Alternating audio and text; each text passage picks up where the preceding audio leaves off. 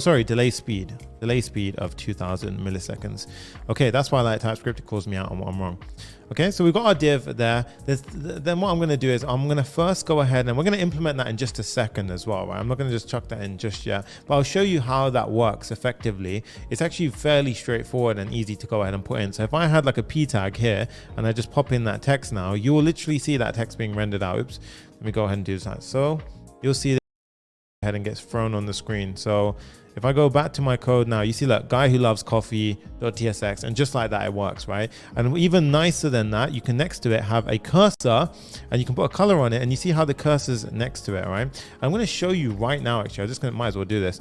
I'm going to change this to a span tag.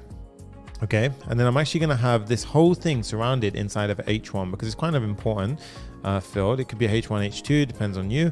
And you see how now it's next to it. So it kind of looks like a typewriter typing, right? So we're spanning a field and we've got the cursor next to it. Okay, so without further ado, let's jump in further. We've got our, let's go ahead and create the background circles, okay? But before we do any of this, I actually want to get the background looking the right color because it's kind of jarring right now, looking at the wrong color. And I don't know what I'm staring at properly. So I'm going to show you how I'm going to do that, right? So firstly, I've got the background color saved in the RGB format, and I'm going to show you how we can add that. So that way you guys can feel free to do it yourself in whatever color you wish. I've got a nice kind of tonal gray.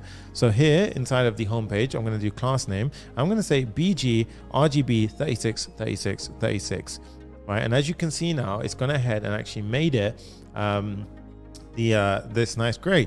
But I'm going to actually go ahead and also say that the text should be white. So every bit of text as a master rule should be white.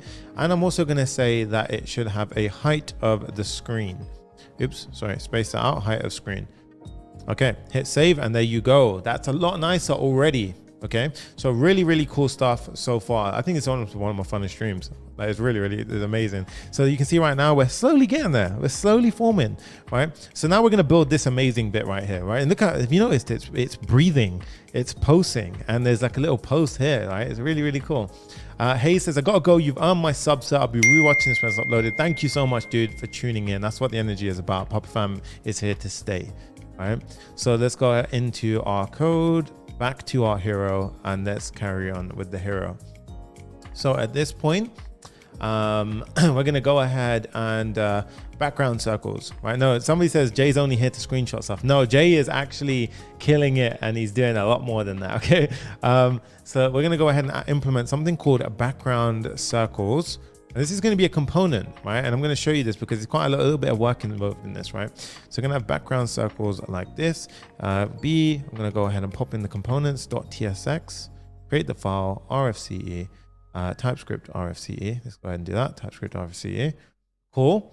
And then in background circles, we're going to go ahead and make it look really nice. Now, obviously, this is going to be an animated thing. So we're going to have frame of motion inside of here.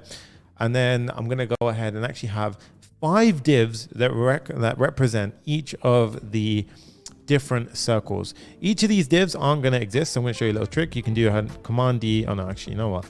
Let's just do that again. Let's do 5. And while we've got the cursors, I'm going to go ahead and click Option,